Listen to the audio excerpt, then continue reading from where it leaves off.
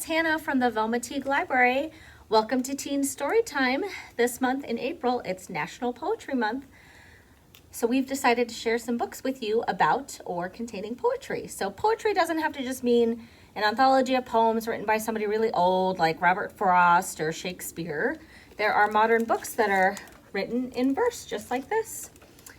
So check one out from the library if you're interested. This is The Opposite of Innocence by Sonja Sones. The friend of the family. I've always been in love with Luke, for as far back as I can remember. I used to climb into his lap, throw my arms around his neck, and tell him I was going to marry him when I grew up. And Luke would smile down at me and say, "I'll wait for you, Lily. I promise." It's been 2 endless years since he left for Kenya, but today he's finally coming back. When Luke left, I was flat as an ironing board. Now I'm more like an ironing board with boobs. When Luke left, I had 1 billion zits. Now I've only got 1 million. Plus, I've mastered the magic of makeup. When Luke left, my mouth was so full of braces, it felt like my teeth were wrapped in barbed wire. Yesterday, I got them off. Now my teeth feel smoother than my iPhone screen. I can't stop running my teeth over them. I've been smiling so much my cheeks hurt, and everyone's been smiling back. When Luke left, I felt like a caterpillar, like this blobby thing waiting to happen. Now I feel more like a butterfly who can't decide which wings to wear. I've tried on everything in my closet twice. I've rifled through all my drawers. I've even braved the spidery depths beneath my bed. But it's no use. It's all too old or tight or loose or just plain ugly. I text Taylor and Rose for an emergency wardrobe advice, but they don't text back. Then I hear my little sister Alice clomping down the stairs in my shoes. She's always playing dress up with my stuff and forgetting to return it. So I dash down the hall and dig through her drawers till I find my clingy pink top, the one that's been missing so long I'd figured I'd left it at Rose's after one of our sleepovers. I race back to my room to put it on. I shimmy into my favorite jeans, swipe on some Kiss Me Quick lip gloss, and pause to study myself in the mirror. How will I look to Luke? Will he notice how much I've changed? Have I changed as much as I think I have? Then Mom's shouting. She says we have to leave right now or we won't be there when Luke's plane lands. But I haven't started on my hair yet. I'm not even close to ready. I rake my fingers through my crazed curls and heave a sigh. Oh, who am I kidding? I'll never be ready. "Lily," Mom shouts, "I'm counting to 10. 1, 2, 3. "Wow," I shout back. "You're so good at that." I grab the point and shoot camera Luke gave me on my 8th birthday, flip open the jewelry box he gave me on my 10th, and search for the gold earrings he gave me on my 12th, just before he went to Kenya. I slip them on and dash down the stairs.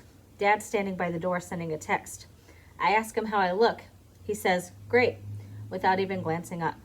It sucks, but I'm used to it. Driving to the airport, Mom's sitting next to Dad, and I'm in back with Alice, beating my curls into submission. Alice is squirmier than a puppy, chanting, "We're gonna see Luke! We're gonna see Luke!" Which would probably be totally annoying if she were some other little kid. But she's Alice. And those pink cheeks of hers, that halo of golden curls, well, it's sort of like having an actual angel for a sister. And it's not just her looks. I swear to God, the kid's got a sixth sense. She's only 6, but she always knows if I'm sad, even when I'm trying to hide it. And once she decides I need some cheering up, she'll cross her eyes till she's half blind if she thinks it'll help. Not that I'm a particularly sad person. I'm basically pretty upbeat. Mom says I was born that way. She claims I popped out of her womb and instead of crying I said, "Whoa, that was amazing." Though when Luke left, I felt like I'd lost a limb or something. He was so deep in the rainforest searching for a cure for malaria, we couldn't even text or talk on the phone. I missed the sound of his voice, that beautiful English accent of his. Mom was too sad to even notice how sad I was.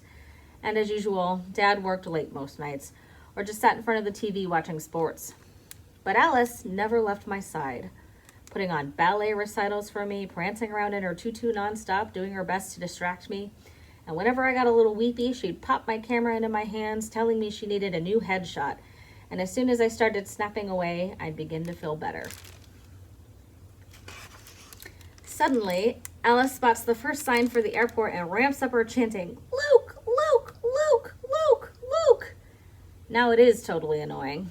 I can't go on like this much longer. I yank my camera out of my pocket. It's pretty beat up, but it still works fine. And it makes me feel more like a serious artist, I guess, than when I just use my cell phone camera.